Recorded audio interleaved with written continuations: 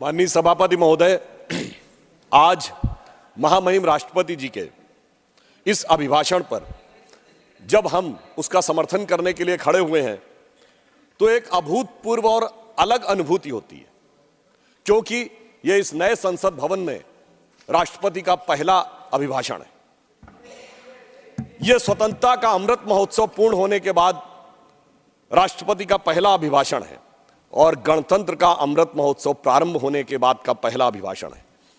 और अधिक सुखद संयोग यह है कि यह उस संसद भवन के नए परिसर में हो रहा है जिसका श्री गणेश चतुर्थी को हुआ था और जिसमें पहला बिल नारी शक्ति वंदन अधिनियम पारित हुआ था और वहां पर देश की पहली महिला अनुसूचित जनजाति के वर्ग से आने वाली महामहिम राष्ट्रपति जी के द्वारा इस अभिभाषण को प्रस्तुत करना और भी सुंदर सुखद संयोग बनाता है। और अधिक संयोग बेहतर इसलिए हो जाता है कि जब यह संसद भवन में प्रारंभ हुआ उससे पहले भारत चांद के अछूते कोने को छूने वाला दुनिया का पहला देश भी बन गया था और माननीय प्रधानमंत्री जी ने उस पॉइंट का नाम पॉइंट शिव शक्ति रख दिया था। अर्थात स्त्री शक्ति का उद्भव भारत में वनवासी क्षेत्रों से लेकर विधानसभा और संसद से लेकर चंद्रमा की ऊंचाइयों तक पहुंचाने का यह सुखद संयोग बना, जो मोदी जी के नेतृत्व में अमृत काल में भारत की उभरती हुई और आकाश छूती हुई एक नई शक्ति का प्रतीक। परंतु यह अमृत काल आया है तो यह आत्मसम्मान का एक नया स्वरूप भी लाया है। अब किंग जॉर्ज की जगह इंडिया गेट के सर्किल पर नेताजी सुभाष चंद्र बोस की मूर्ति है। एक नहीं, सभी प्रधानमंत्रियों का संग्रहालय है।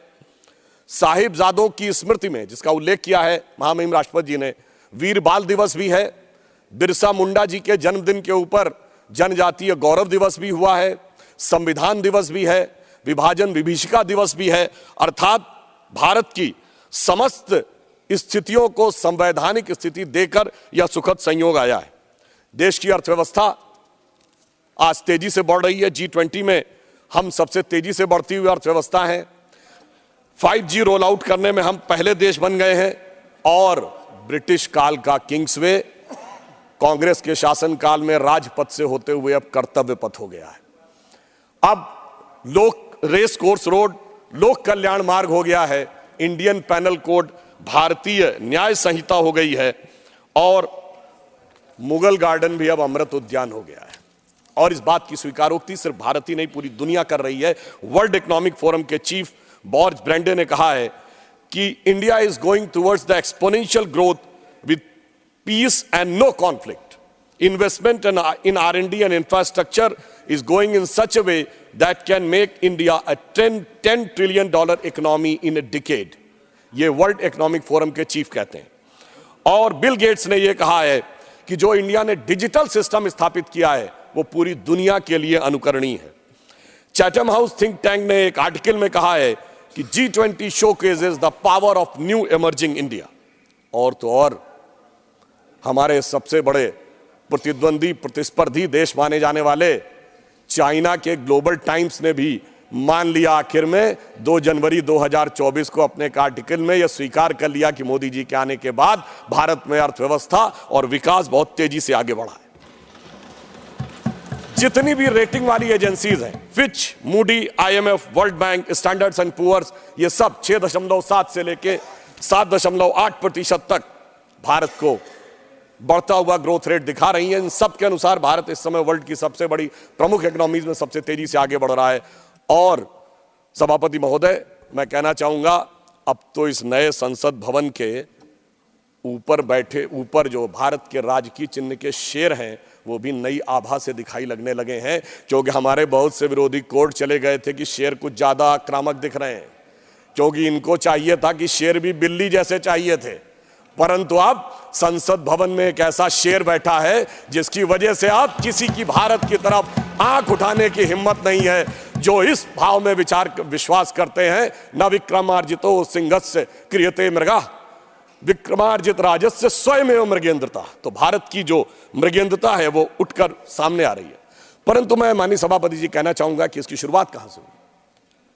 16 मई 2014 को जिस दिन इस देश में सरकार बदली, उस दिन जनादेश जो मोदी जी के नेतृत्व में स्पष्ट बहुमत में हमें मिला, वो सिर्फ सरकार बदलने के लिए नहीं था, विचार बदलने के लिए था और व्यवस्था बदलने के लिए था।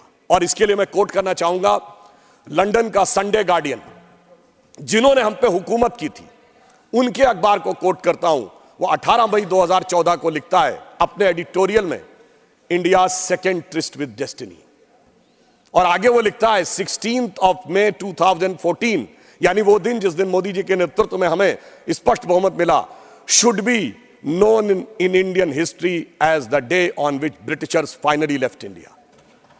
और आगे वो कहता है कि उसका कारण यह है कि आजादी के बाद लंबे समय तक उन विचारों का शासन रहा जिनके ऊपर ब्रिटिश उपनिवेशवादी मानसिकता की विरासत का प्रभाव था, परंतु पहली बार एक ऐसे विचार के हाथ में पूर्ण सत्ता आई है। अटल जी के जमाने में पूर्ण सत्ता नहीं थी, हमारे हाथ में पूर्ण सत्ता आई है, जो अपने इंसेप्शन और इंस्पिरेशन दोनों में पूर्णता भारतीय है और ब्रिटिश कॉलोनियल लीगेसी से कोई उसका मतलब नहीं है। और यह बदलाव वहां पे दिखा जब नीति आयोग बना। 1 जनवरी 2015 को नीति आयोग ने अपनी पहली जो बैठक की, उसमें कहा कि बहुत दिन भारत विदेश से आयातित आर्थिक विकास के मॉडल्स को लेता रहा। कभी हम रूस की कॉपी बनते रहे नेहरूवियन सोशलिज्म मॉडल में, तो कभी अमेरिका की कॉपी बने, मगर पहली बार नीति आयोग ने अपने रेजोल्यूशन में कहा कि now we will not be borrowing upon any model from outside, we will search from original भारतीय मॉडल। और आपने देखा उसके बाद उसकी शुरुआत इस प्रकार से हुई। इस देश में सबसे पहले प्रधानमंत्री जी ने क्या सोचा, वो अंत्योदय के विचार से प्रेरित थे। सभापति महोदय, जब हम लोग सत्ता में नहीं थे तो हम लोग कहते थे, उगा सूर्य कैसा कहो मुक्ति का ये उजाला करोड़ों घरों में न पहुंचा, खुला पिंजरा है मगर रक्त अब भी थके पंछियों के परों में न पहुंचा। तो प्रधानमंत्री जी ने सबसे पहले यह इंश्योर किया जन धन योजना लाके कि गरीबों के पास अकाउंट होने चाहिए, और आज 54 करोड़ अकाउंट हैं, तो थके पंछियों के परों में सीधा वह रक्त पहुंचे जिसमें ना कोई कट हो ना किसी अन्य प्रकार की चीज। फिर चाहे 11 करोड़ लोगों को शौचालय देना हो, 4 करोड़ गरीब लोगों को आवास देना हो।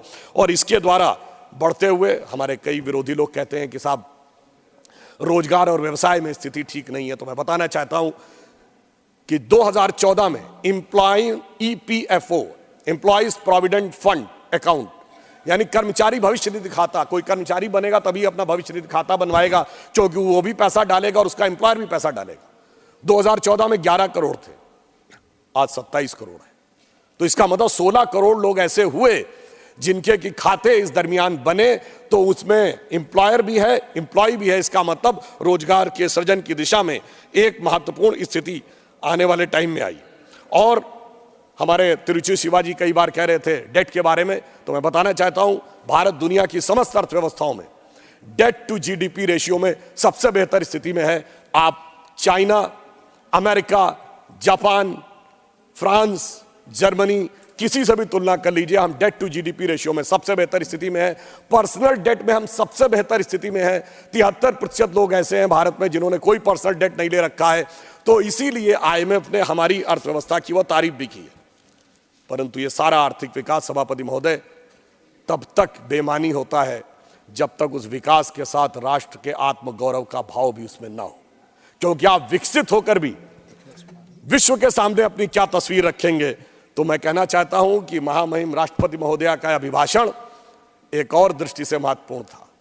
सभापति महोदय, ये 5 साल के बाद आने वाली सरकार का, जो दोबारा भी आने वाली है, सिर्फ 5 साल के बाद आने वाली सरकार का अभिभाषण नहीं था, उस कालखंड का अभिभाषण नहीं था।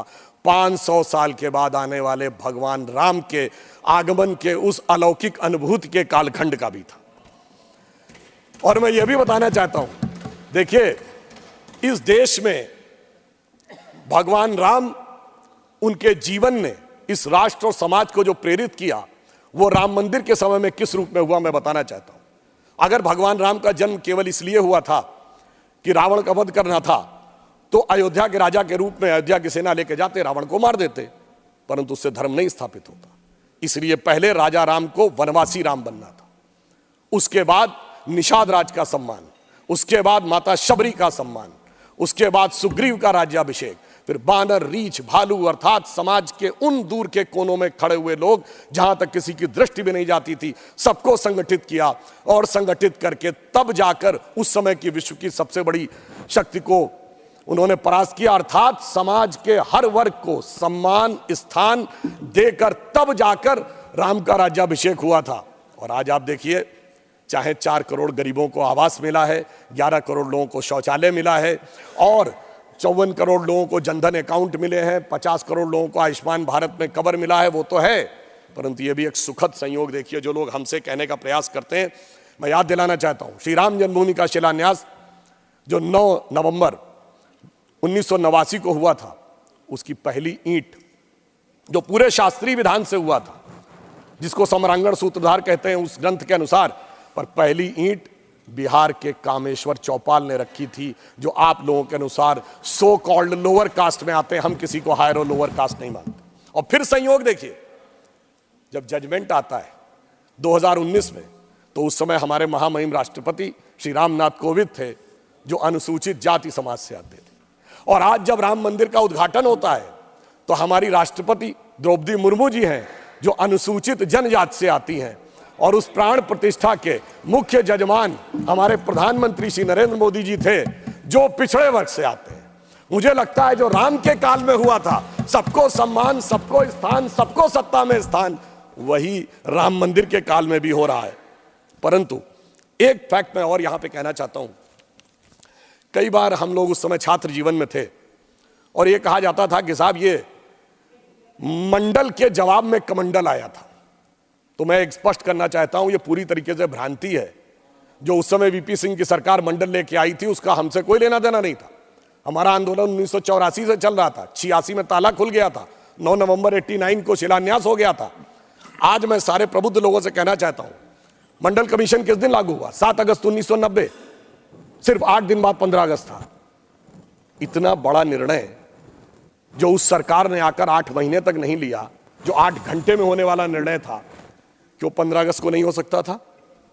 मैं बताता हूं उसका कारण बहुत स्पष्ट रूप से के राजा कुरुप्पु स्वामी की किताब में श्री स्वर्गीय शरद यादव जी ने लिखा कि वीपी सिंह से उनकी बात हुई और वीपी सिंह ने कहा कि मैं 15 अगस्त को इसको ऐतिहासिक अनाउंस करना चाहता हूं, मगर क्या करें, 9 अगस्त को देवीलाल जी की रैली थी और उन्हें इस बात का डर था कि देवीलाल जी की रैली के बाद जनता दल में विभाजन ना हो जाए, बहुत से नेता न चले जाएं। उन्हें इस बात का डर था कि शरद यादव जी भी चले जाएंगे। उस समय कृषक वर्ग में बहुत सी ऐसी जातियां थी जो आज ओबीसी में है, उस समय नहीं थी। तो देवीलाल जी की रैली 9 अगस्त को थी, इसलिए 7 अगस्त को करना पड़ा। अर्थात उनका मूल उद्देश्य सामाजिक न्याय, समाज के वर्गों के लिए उत्थान नहीं था, अपनी पार्टी के अंदरूनी समीकरण और उस राजनीति को साधना था। क्योंकि उद्देश्य पवित्र नहीं था, इसलिए न वो पार्टी बची, न उन नेता को सम्मान मिला।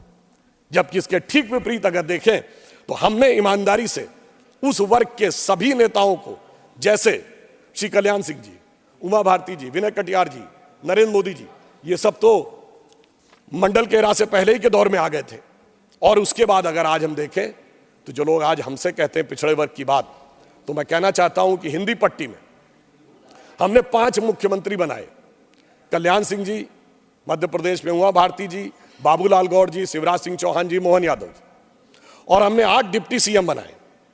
केशव मौर्य जी उत्तर प्रदेश में, सुशील मोदी जी यहां सदन में हैं, तारकेश्वर जी, रेणुका देवी जी, और हमने अभी अरुण साव जी छत्तीसगढ़ में, सम्राट चौधरी जी बिहार में। 8 और 5 13, और यदि प्रधानमंत्री जी को मिला लें तो 14। उस वर्ग के 14 लोग हमने बनाए, इसमें 11 लोग अलग अलग जातियों के हैं। यह होता है सबका साथ सबका विकास। और जो लोग आज सामाजिक न्याय की बात करते हैं, अपने परिवार के अलावा एक योग्य व्यक्ति उन्हें नहीं मिलता है। जिस दिन सत्ता देने की बात आती है तो वर्ग तो छोड़िए, अपनी जाति में भी एक योग्य व्यक्ति नहीं मिलता है। केवल अपने परिवार को सब कुछ चाहिए, यानी जाति का चूरन देना है, परिवार को संपूर्ण सत्ता पूरन लेना है। यह उनका उद्देश्य, और हमारी सोच इस मामले में बिल्कुल अलग रहती थी। अब यहां मैं एक और बात कहना चाहूंगा। राम मंदिर के उद्घाटन के समय एक और बात कही गई। हमारे बहुत से लोग कहते हैं इसमें सीता जी का नाम नहीं लिया गया। भाई मैं बताना चाहता हूं, अरे आप लोग थोड़ा सा सहज बुद्धि का प्रयोग करिए। ये तो राम जन्मभूमि है, ये तो रामलला है। विराजमान भी वहां 5 वर्ष के हैं। जहां राजा राम होंगे तो वहां सीता भी आएंगी। अभी तो राम ललाई हैं तो जय श्री राम ही होगा। और दूसरा, मैं ये भी कहना चाहता हूं, मुझे बड़ी प्रसन्नता भी होती है जब वो ये बात कहते हैं कि सीता जी का नाम होना चाहिए, तो मुझे ध्यान आता है कि दुनिया में कोई दूसरी संस्कृति नहीं है जो ईश्वर में स्त्री तत्व को स्थान देती हो, सिर्फ हमारी संस्कृति है। हम सीताराम भी कहते हैं, राधे श्याम भी कहते हैं, लक्ष्मी नारायण भी कहते हैं, गौरी शंकर भी कहते हैं। और जब राम मंदिर आंदोलन चल रहा था तो हम दोनों को याद करते थे। सभापति जी, मैं बालक के रूप में गया था उस रैली में, मुझे आज तक याद है। हम कहते थे, जन जन के मन में राम रमे और प्राण प्राण में सीता है, हर हृदय की धड़कन रामायण पग पग पर बनी पुनीता है, यदि राम नहीं है श्वासों में तो प्राणों का घट रीता है। फिर हम कहते थे, इसलिए नरनाहर श्री पुरुषोत्तम का हम मंदिर भव्य बनाएंगे, सौगंध राम की खाते हैं हम मंदिर वहीं बनाएंगे। और आज आप देखिए वो सौगंध पूर्ण हुई। उसकी शुरुआत माननीय अडवाणी जी के समय में हुई थी और संपूर्ण मोदी जी ने उसे करने का कार्य किया है। अब मैं एक और बात कहना चाहता हूं, एक थोड़े इस विषय के ऊपर। माननीय खड़गे जी ने कल एक विषय कहा था कि साइंटिफिक होने की बात करनी चाहिए। जब हम साइंटिफिक की बात करते हैं तो मैं याद दिलाना चाहता हूं, श्री राम जन्मभूमि का जो मंदिर बना है ना, उसमें एक बड़ा साइंटिफिक एंगल आया है। वो क्या है कि रामनवमी के दिन उनके मस्तक के ऊपर सूर्य तिलक होगा। अब इसके लिए सबसे पहले किस चीज की जरूरत है? जो प्लैनेटरी पोजीशन थी कि अर्थ का जो एंगल होगा सूर्य के साथ, उस पर्टिकुलर दिन कैसे होगा। तो इसमें 3 इंस्टीट्यूट ने काम किया है। इंस्टीट्यूट ऑफ एस्ट्रोफिजिक्स बेंगलोर ने, जिसने उस पूरे एस्ट्रोनॉमिकल कैलकुलेशन को सटीक ढंग से किया है। दूसरा है central building research institute Roorkee, जिसने कि उसकी व्यवस्था बनाने का काम किया। और तीसरी एक प्राइवेट कंपनी है जिसने वो कॉन्वेक्स लेंसेस के थ्रू कैसे वो अंदर आएगा और ठीक उसी बिंदु के ऊपर उस दिन केंद्रित होगा, ये व्यवस्था की है। मगर मैं अपने विरोधियों को बताना चाहता हूं, आज तो एस्ट्रोफिजिक्स का इंस्टीट्यूट है, आज तो हमारे पास इतनी टेक्नोलॉजी है, मगर यही तो कोणार्क के सूर्य मंदिर में भी था। यही तो अगर आप देखें तो आंध्र प्रदेश में वेद नारायण मंदिर है, उसमें भगवान के चरणों के ऊपर पड़ती हैं।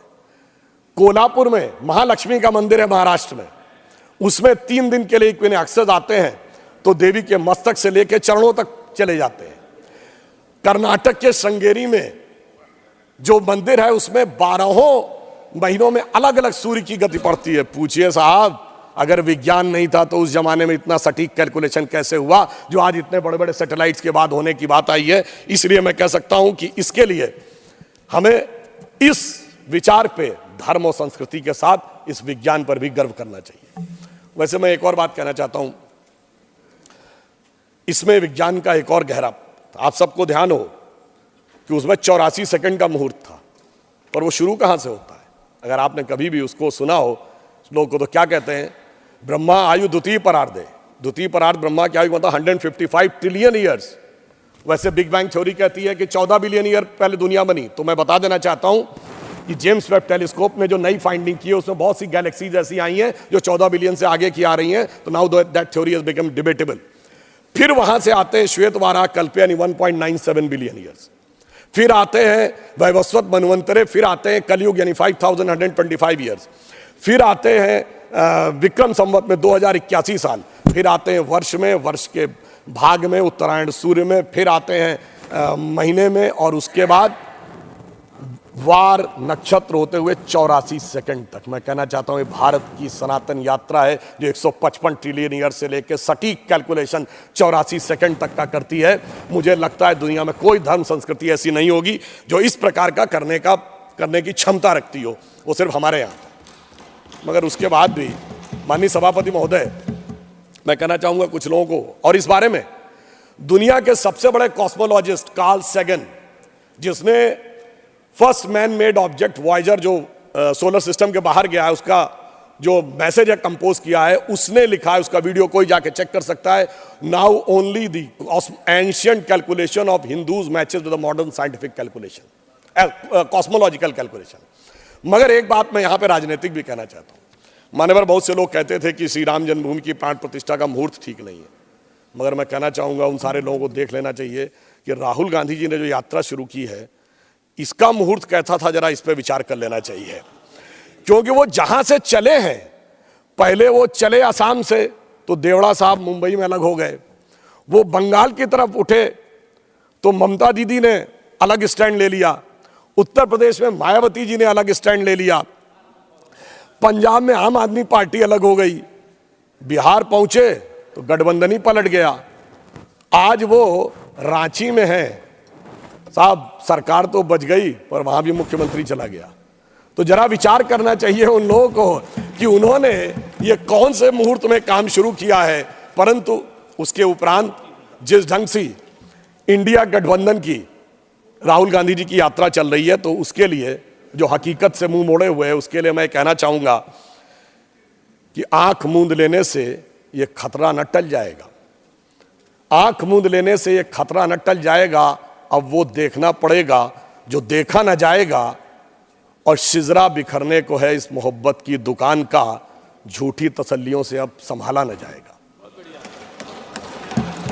और यह भी एक संयोग देखिए कि कल माननीय खड़गे जी के मुंह से निकल गया था 400 पार, और शाम को दीदी ने कह दिया कांग्रेस को तो 40 की दरकार। मतलब आप ये सोचिए कि यहां पे विषय आया 400 पार, वहां आया 40 की दरकार, और गठबंधन में मची हुई है ऐसी मारामार कि प्लीज प्रमोद जी, मान्यवर, प्रमोद जी आज गठबंधन के अंदर जिस प्रकार की मारामार है, तो मुझे लगता है कि इंडी गठबंधन के लोगों के दिल में तो ये विचार आ रहा होगा, मौका आएगा बोलिएगा प्लीज, कि ये रश के जन्नत मुझे आपकी बात रिकॉर्ड पे नहीं जा रही, आपकी बात रिकॉर्ड पे नहीं जा रही है, आपको मौका आएगा तो आप बोलिएगा। अच्छा चलिए, ममता दीदी ने तो कहा ना 40 की दरकार, इसमें तो कोई किंतु परंतु की गुंजाइश नहीं है कि 40 भी नहीं मिलेंगी। तो महोदय, मैं कहना चाहता हूं, आज जिस ढंग की गठबंधन में मारामार हो रही है, तो मुझे लगता है कि शायद वो गठबंधन के सदस्य लोग कह रहे होंगे कि ये रश के जन्नत मुझे अब रास आती नहीं, मैं तो जहन्नुम में ही खुश था, है मेरे परवरदिगार। और एक बिंदु मैं और कहना चाहता हूं, बहुत गंभीरता से आज हमारे विपक्ष के लोग कहते हैं कि साहब वो SC ST OBC के आरक्षण को लेकर, उनकी जनगणना को लेकर बहुत कंसर्न है, उनके मन में बड़ी वेदना है। तो मैं पूछना चाहता हूं, यदि उस आरक्षण के लिए इतनी वेदना है, चाहे वास्तविकता में वेदना है या वोट के तराजू पर तौल कर, सियासत के माहौल को खोल कर तब देखा जाता है कि किस आरक्षण का कब इस्तेमाल करना है। अगर ये सच था तो क्या ये सच नहीं है कि इन्हीं लोगों के शासनकाल में अलीगढ़ मुस्लिम यूनिवर्सिटी से SC ST OBC का आरक्षण समाप्त हो गया, कोर्ट ने उसको क्वैश कर दिया। 81 में फिर इंदिरा जी की सरकार लाई, इलाहाबाद हाई कोर्ट ने फिर क्वैश कर दिया, 2006 में मनमोहन सिंह जी की सरकार फिर लेके आई। कहां चला गया, कहां चला गया? इसलिए कि वोट बैंक पे तौला जाता है कौन सा तगड़ा वाला वोट बैंक है, फिर उसके लिए बोला जाता है। जामिया में खत्म, जम्मू कश्मीर में SC ST OBC का आरक्षण नहीं, क्यों नहीं? और मैं बताना चाहता हूं, जो लोग आज कहते हैं समाज के उन वर्गों के लिए, जम्मू कश्मीर इस देश का एक ऐसा इकलौता राज्य था जहां वाल्मीकि समाज के प्रतिभाशाली बच्चे चाहे कितना भी पढ़ जाएं, सिर्फ सफाई कर्मचारी बन सकते थे। जब 370 हटी है, उसके बाद वो बराबरी मिली है। आप इस सीमा तक दबा के रखते थे, और हमने महर्षि वाल्मीकि इंटरनेशनल एयरपोर्ट बनाया है। यह दर्शाता है मोदी जी की सोच और आपकी सोच में कितना बड़ा अंतर है। और फिर इतना ही नहीं है माननीय सभापति महोदय, बाकी तो छोड़ दीजिए, ये लोग तो अगर इनके नेता के घर पर भी अटैक हो जाए और लगे कि वो दूसरा वाला वोट बैंक ज्यादा तगड़ा है, चुप्पी साध लेते हैं। कर्नाटक में कांग्रेस के एक MLA थे, 2018 या 20 की बात है, अखंड श्रीनिवास मूर्ति अनुसूचित जाति के थे, उनके घर पर अटैक हो गया, और अटैक करने वाले लोग जला के फूंक दिए। उसके बाद भी लोग शांत रहे, उन लोगों को बेल भी मिल गई, वो बेचारे सुप्रीम कोर्ट गए बेल क्लैश कराने, अब तो खैर पार्टी भी छोड़ के चले गए।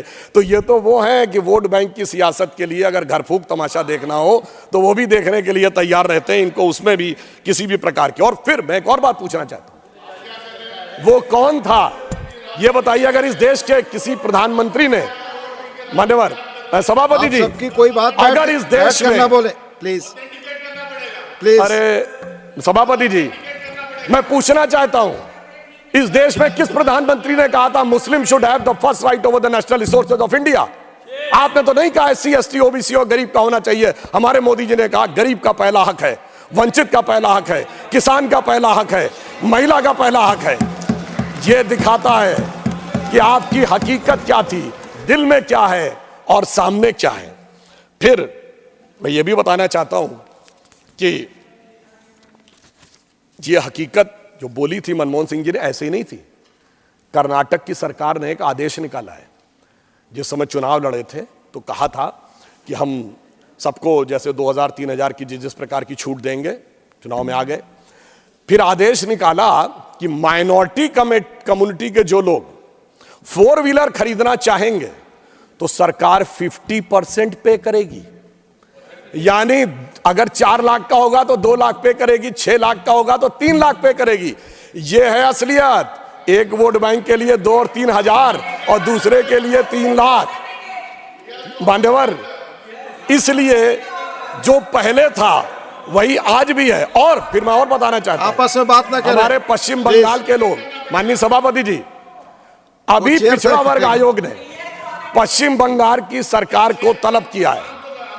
किस बात के लिए तलब किया है? क्योंकि उन्होंने 81 जातियों को जोड़ा ओबीसी में और उसमें 73 मुस्लिम थी। पिछड़े वर्ग आयोग ने पूछा ये कैसे हुआ? साहब अभी तक उसका सही जवाब नहीं दे पाए। और मोस्ट बैकवर्ड के लिए उन्होंने 87 जातियों की रिकमेंडेशन की, उसमें 80 मुस्लिम थी। पिछड़े वर्ग आयोग ने पूछा है और मेरी जानकारी के अनुसार 8 फरवरी को उनके चीफ सेक्रेटरी को, वेस्ट बंगाल के चीफ सेक्रेटरी को बुलाया हुआ है। यह मैं देश के सामने रखना चाहता हूं। यह है असली हकीकत। ऊपर से खाने के दांत और दिखाने के दांत और है। इसलिए हम ईमानदारी के साथ, पूरी संवेदना के साथ हम समाज के सभी वर्गों में किसी भी प्रकार का भेदभाव किए बगैर ईमानदारी से उनके लिए सब कुछ करने को तैयार रहते हैं। और ये वैसे विचार हमारे मित्र लोग अन्यथा न लें, ये उन लोगों की आदत, माननीय सभापति महोदय, पुरानी है।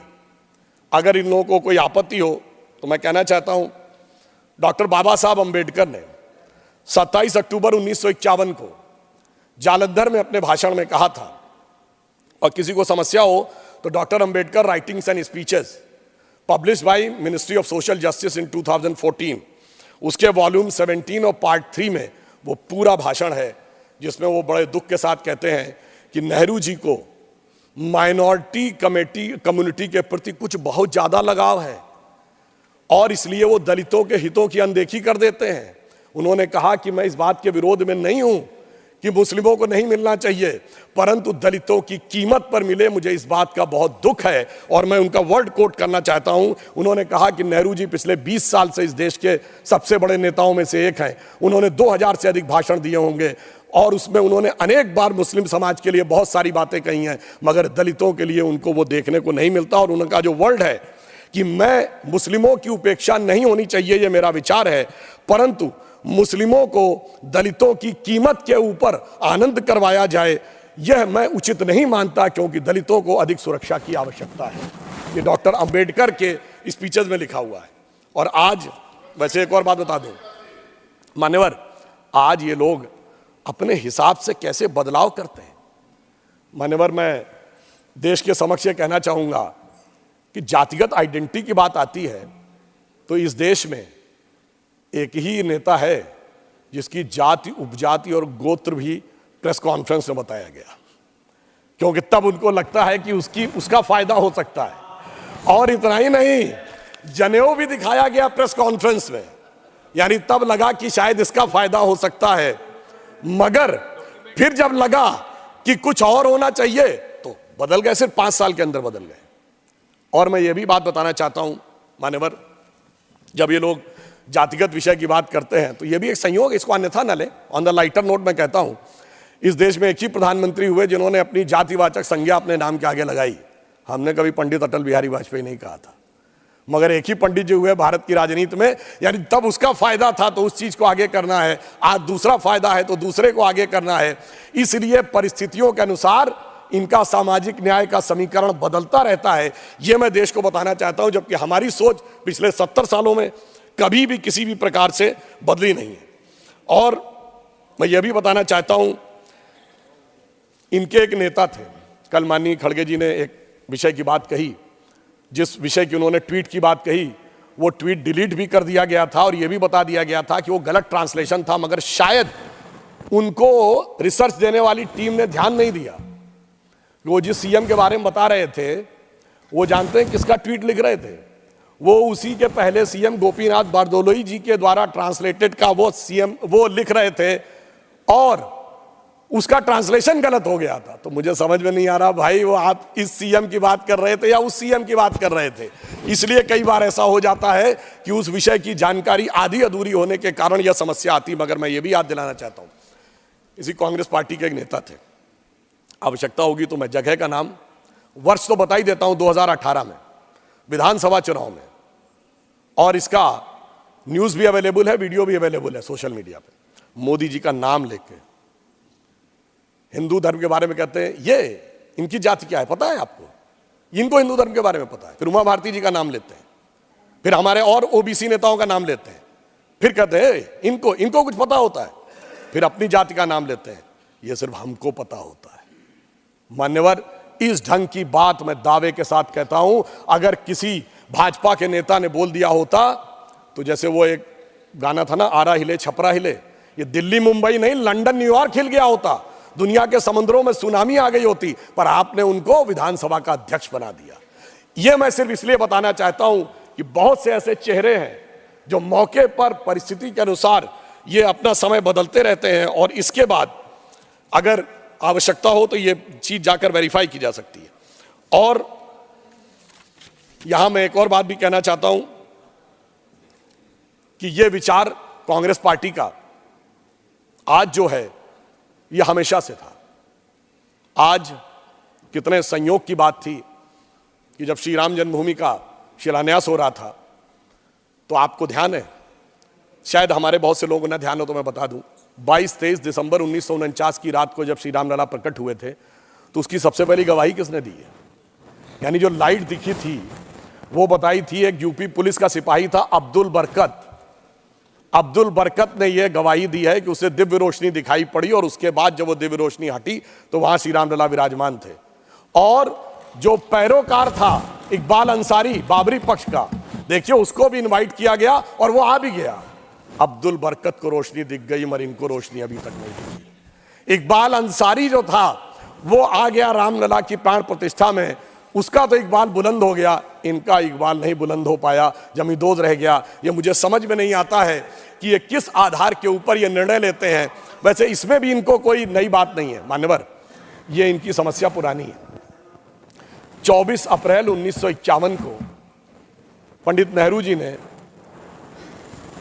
जाम साहब दिग्विजय सिंह, जो सौराष्ट्र के राज्य प्रमुख थे, like chief minister of today, उनको लेटर लिखा था सोमनाथ मंदिर के उद्घाटन पे कि मैं बहुत स्पष्ट करना चाहता हूं कि मैं इससे सहमत नहीं हूं। मुझे इस बात का बहुत कष्ट है कि हमारे कुछ मंत्रिमंडल के सहयोगी जा रहे हैं, और मैं, उन्होंने कहा कि I am troubled by this revivalism, ये वर्ड है, यानी मैं इस पुनरुत्थान से बहुत दुखी और समस्या में हूं। मगर साहब हुई है वही जो राम रचि राखा, जो होना था वो हो गया। और मगर यह दर्शाता है कि जो आज की यह प्रवृत्ति है, यह प्रवृत्ति गांधी जी की नहीं थी। गांधी इस देश की धर्म संस्कृति को मानते थे, नेहरू जी की सोच अलग थी। तो मैं कह सकता हूं कि आज की कांग्रेस गांधी जी की सोच से ज्यादा नेहरू जी की सोच के ऊपर चलती है, इस कारण से यह समस्या आती है। और एक बात मैं और कहना चाहता हूं, मैं एक उदाहरण और कोट करना चाहता हूं मान्यवर, यह भी selected works of Jawaharlal Nehru series 2 volume 17 में है। 1959 में उन्होंने कहा, मैं कोट कर रहा हूं, किसी को समस्या हो तो मैं रेफरेंस के साथ बोल रहा हूं। ललित कला अकादमी में वो भाषण देते हुए कहते हैं, mister Humayun Kabir referred to the great temples of south and Taj Mahal, but when ever I go to south temples of south, in spite of their duty I can not stand, I feel suppressed. और दूसरी तरफ कहते हैं, but जब मैं ताजमहल देखता हूं तो मुझे बड़ी खुशी लगती है। सेम उसमें, और ये ऑल इंडिया रेडियो के जो टेप्स अवेलेबल हैं नेहरू मेमोरियल लाइब्रेरी में, उसमें भी अवेलेबल है 1959 के उस टेप्स में। यह सिर्फ मैंने बताने का प्रयास किया कि यह सोच इस प्रकार की थी जो भारत की वास्तविक शक्ति और सत्ता को उभरने न देने के लिए थी, और इस कारण से इनकी सोच ऐसी रही। हमारी सोच क्या थी, मैं एक छोटी सी बात कहूं। प्रधानमंत्री जी ने उन सारे श्रमिकों का सम्मान किया, उन पे पुष्प वर्षा की, और ताजमहल के बारे में क्या कहानी है कि श्रमिकों के हाथ कटवा दिए गए थे। और मुझे आश्चर्य है कि जो लोग सर्वहारा की सिद्धांत की बात करते वो उस कहानी को यूटिलाइज करते थे, और सोचिए हमारे दिमागों में कैसे बैठा दिया गया कि हमें वो सही लगने लगा कि वो एक अच्छी बात थी। यानी एक प्रधानमंत्री जो एक मंदिर निर्माण में जुड़े हुए श्रमिकों का सम्मान कर रहा, उस पर पुष्प बरसा रहा है, वह तो गलत था, और हाथ कटवाना सही था। मुझे लगता है वो महिमा मंडन करने लायक था, उसे देखने में आनंद की अनुभूति होती थी। मुझे लगता है कि यह समस्या सोचनी चाहिए। और अंत में मैं एक बात कहना चाहता हूं, एक बात और मान्यवर, ये लोग कहते हैं भाई जातिगत जनगणना कराइए, बिल्कुल अच्छी बात है, पर पहले तो बताइए जातिगत जनगणना रोकी किसने थी, किसका निर्णय था ये 1951 में नेहरू जी का निर्णय था ना, और उस समय तो कॉन्स्टिट्यूएंट असेंबली थी, क्योंकि चुनाव तो 52 में हुए।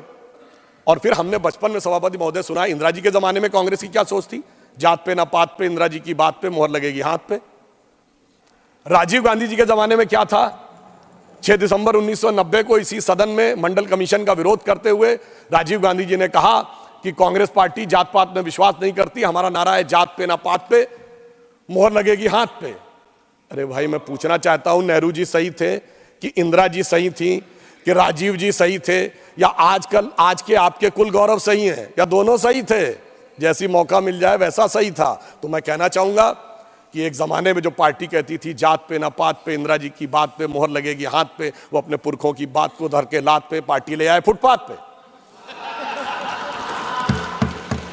एक और मैं बात कहना चाहता हूं मान्यवर, एक और विषय, माननीय खड़गे जी ने कहा था कि देश की साक्षरता दर और एक इनकलाब आएगा, 1951 में 18% थी।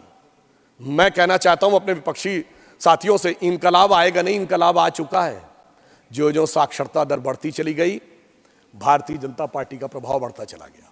मैं आपको सुलभ संज्ञान के लिए बताना चाहता हूं, भारत की साक्षरता दर 50% क्रॉस की 1991 में, हम मुख्य विपक्षी दल बन गए। इंडिया की पॉलिटिक्स यूनिपोलर से बाइपोलर हो गई।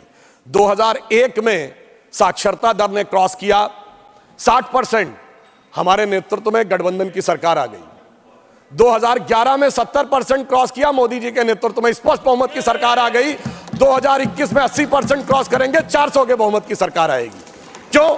जो जो समाज शिक्षित हो रहा है, सत्य का साक्षात्कार हो रहा है। बाबा साहब अंबेडकर ने कहा था, शिक्षा शेरनी का दूध है, जो पी लेगा उसके मन में कोई कंफ्यूजन या संशय नहीं रहेगा। और भारत की युवा पीढ़ी उसको देखकर पूरी तरीके से आगे बढ़ती चली जा रही है।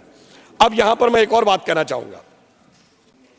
एक और आरोप लगाया जाता है कि साहब ईडी और सीबीआई का बड़ा उपयोग हो रहा है। तो मैं याद दिलाना चाहता हूं, आज हम लोग 2024 में बैठे हैं। आज दो दलों का नाम सबसे ज्यादा आता है, झारखंड मुक्ति मोर्चा और राष्ट्रीय जनता दल, बिहार और झारखंड का। महोदय, मैं कहना चाहता हूं कि कई बार हम लोग बचपन में देखते थे, फिल्मों का बड़ा फेमस डायलॉग होता था, 20 बरस पहले की बात है। आज मैं कहना चाहता हूं 30 बरस पहले की बात है, 1994। सिर्फ वो उदाहरण दे रहा हूं जो कोर्ट से प्रूव हो चुके हैं। एकमात्र केस जिसमें सुप्रीम कोर्ट से यह प्रूव हो गया कि रिश्वत लेकर सरकार बचाई गई, वो झारखंड मुक्ति मोर्चा रिश्वत कांड 1994, जिस समय झारखंड के जेएमएम के सांसदों ने नरसिम्हा राव की कांग्रेस सरकार बचाई। ये तब क्या मोदी जी थे क्या, अमित शाह जी थे क्या, भाजपा थी क्या? भाई आप तो उस जमाने से ऐसे चलते चले आ रहे हैं, आज खामखा में हम पे आरोप लगा रहे हैं। मतलब 1997 में लालू प्रसाद यादव जी जेल चले गए, हम लोग युवावस्था से प्रौढ़ावस्था में आ गए लालू जी को जेल से अंदर बाहर देखते हुए, और आज कहते हैं कि साहब वो तो 2014 के बाद प्रॉब्लम है। मैं तो कह रहा हूं 1994 में भी ये साथ साथ थे जेएमएम कांग्रेस वाले, और आज भी साथ साथ हैं। मतलब ऑन द लाइटर नोट मैं कहना चाहूंगा, एक पुराना गीत था ना, तो उसको थोड़ा परिवर्तित कर दें कि शायद ये दोनों दल एक दूसरे से कह रहे हैं कि 30 साल पहले मुझे तुमसे प्यार था, जिया बेकरार था, यही भ्रष्टाचार था, आज भी है और कल भी रहेगा।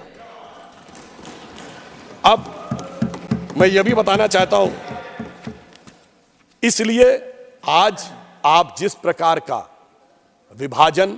और मैं एक और बात मैं कहना चाहता हूं, अगर हमारे विरोधियों को कोई आपत्ति है तो मैं विनम्रता से कहता हूं 1990 के बाद की एक लोकसभा बता दें जिसमें इन दलों के नेताओं ने भ्रष्टाचार के आरोप में कोर्ट कचहरी और जांच एजेंसी के चक्कर न काटे हो, श्री पीवी नरसिम्हा राव जी के जमाने से लेके मनमोहन सिंह जी की दोनों सरकारों के जमाने में।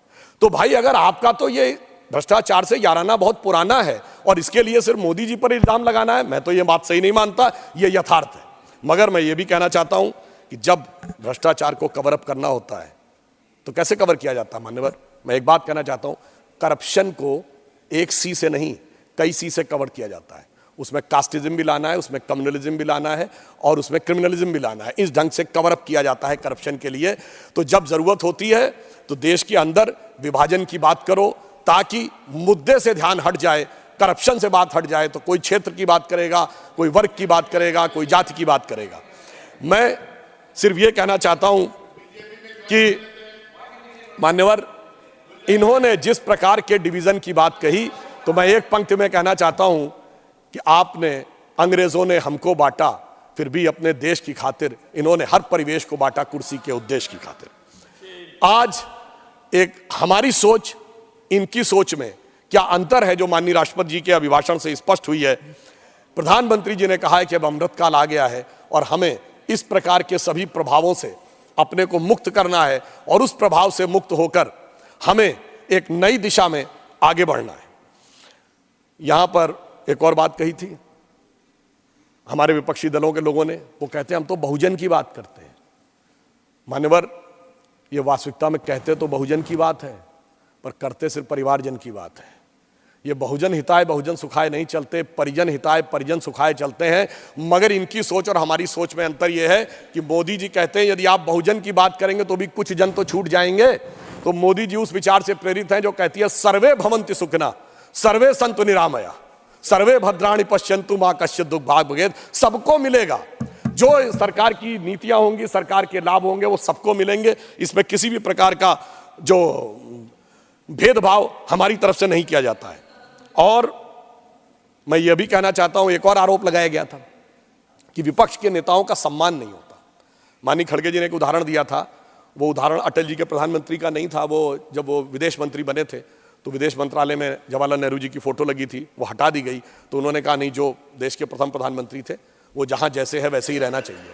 ये हमारा संस्कार है और मोदी जी ने उसको कितना आगे बढ़ाया। सरदार पटेल की मूर्ति दुनिया की सबसे ऊंची मूर्ति बना दी। हमने इस बात की चिंता नहीं की कि उनके कालखंड में संघ पर प्रतिबंध लगा था, मगर अफसोस की बात यह है कोई भी आज तक गया नहीं है। अब यह बताइए, भारत रत्न मदन मोहन मालवीय जी तो कांग्रेस के अध्यक्ष थे, उन्हें भारत रत्न मिला। प्रणब मुखर्जी जी कांग्रेस के नेता थे, उन्हें भी भारत रत्न मिला।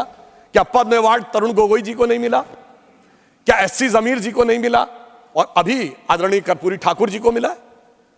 यह ईमानदारी है हमारी सरकार की। समाज के जिस जिस व्यक्ति ने, जिस जिस महापुरुष ने जो जो योगदान दिया, हमने ईमानदारी से किया है। और इनके यहां ये सम्मान की बात करते, इनके यहां तो ऐसा था मान्यवर, इस देश में 2 ही प्रधानमंत्री हुए जिन्होंने अपनी सरकार में अपने अंदर गठित कमेटी के द्वारा अपने को भारत रत्न अर्पित किया। एक पंडित जवाहरलाल नेहरू और एक श्रीमती इंदिरा गांधी जी। इन्होंने अपने नेताओं को नहीं दिया, हमने सबको दिया। ये मोदी जी की विराट सोच और इन चीजों के बारे में हमारा जो नजरिया है वो उसको दर्शाता है। और मैं ये भी कहना चाहता हूं कि ये उदारता मोदी जी कब दिखाते हैं, जब उनके लिए क्या क्या शब्द नहीं बोला जाता है। मतलब मृत्यु का प्रकार से लेके अनेक प्रकार की बातें, कब्र खुदेगी वगैरह वगैरह, जाने क्या क्या चीजें हैं। मगर उससे अविचलित रहते हुए, जैसा मोदी जी ने एक बार कहा था कि लोगों ने उनसे पूछा कि आप साहब छुट्टी भी नहीं लेते, इतनी ऊर्जा कहां से पाते हैं? तो उन्होंने कहा था रोज 1 से 2 किलो गाली खाता हूं और उसके बाद उसी से ऊर्जा पाकर पुनः आपकी सेवा में लग जाता हूं। आप सोचिए, आज डिजिटल डाटा का जमाना है। जितने अपशब्दों का प्रयोग माननीय मोदी जी के लिए किया गया होगा, इतना कभी किसी के लिए नहीं किया होगा। इसके बावजूद विपक्ष के जितने नेताओं को सम्मान दिया गया है, इतना भारत के इतिहास में कभी किसी को नहीं दिया गया होगा। इसलिए वो ऊर्जा पाते हैं जो समाज को बदलाव करने में एक महती भूमिका निभाती है। और उस नई सोच के साथ हम आगे बढ़ते हैं। अब यहां अंत में मैं एक विषय ये कहना चाहूंगा कि वो नई सोच क्या थी, एक उदाहरण देना चाहता हूं। जब हमारी सरकार आई, इस देश में दो हिस्सों में बहुत बड़ी समस्या थी। देश का पूर्वी हिस्सा है, वहां पर पानी बहुत गिरता है, बाढ़ की समस्या रहती है, बिहार से लेके उड़ीसा, पश्चिम बंगाल, असम। जो पश्चिमी हिस्सा है, राजस्थान और गुजरात, वहां पानी कम गिरता है, इसकी वजह से सूखे की समस्या रहती थी। अब मोदी जी ने आने के बाद जो एक नई सोच के साथ सोचा, तो जहां पर पानी कम है तो वहां सौर ऊर्जा की अधिकता है, तो सोलर एनर्जी के अंदर उसके पे एक नया स्वरूप शुरू किया गया। और जहां पर पानी की अधिकता है वहां नदियों के पाट को ड्रेजिंग करके और गहरा किया गया और इनलैंड वाटरवेज की शुरुआत की गई। यानी जो समस्या है उसके अंदर से कैसे एक नया रास्ता निकाला जा सकता है वो देखा। और सोलर एनर्जी में हम वहां पर पहुंचे कि आज दुनिया में हम 5th स्थिति में है सोलर एनर्जी में, जो हमने 2022 में अचीव कर ली है। तो हम 4थे नंबर के देश हैं दुनिया में जो इंस्टॉल्ड कैपेसिटी में क्लीन एनर्जी के फील्ड में खड़ा हुआ है। हम 4थे बड़े स्टॉक एक्सचेंज भी हैं, हम 3रे बड़े ऑटोमोबाइल मैन्युफैक्चरर बने हैं, हम 2रे बड़े मोबाइल हैंडसेट के मैन्युफैक्चरर बने हैं, और डिजिटल ट्रांजैक्शन में हम दुनिया में नंबर 1 है, इंफ्रास्ट्रक्चर में हम दुनिया में नंबर 1 है। और सभापति महोदय, डिजिटल ट्रांजैक्शन में 2022 में भारत ने 46%, दुनिया का 46% डिजिटल ट्रांजैक्शन भारत में हुआ, जो इसके बाद के 4 देशों से मिलाकर उससे ज्यादा था। अर्थात एक नई सोच, सोलर एनर्जी, इनलैंड वाटरवेज और डिजिटल ट्रांसफॉर्मेशन भारत को एक नई दिशा में ले जाने में सफल रहा। तो मैं ये कहना चाहूंगा कि इस नई सोच के साथ इस अमृत काल में हमें आगे बढ़ना चाहिए और ईमानदारी से एक यथार्थ और स्वीकार करना चाहिए। महोदय, हमारे देश में क्या कोई ऐसी घटना हुई? अमेरिका में सिलिकॉन वैली बैंक और न्यूयॉर्क सिग्नेचर बैंक डूब गया, हमारे यहां कोई बैंक डूबा क्या? चाइना की सबसे बड़ी रियल एस्टेट की कंपनी एवरग्रांड डूब गई, हमारे यहां कोई डूबा क्या? चाइना के सबसे बड़े उद्योगपति जैक मा मतलब अघोषित रूप से गायब हो गए।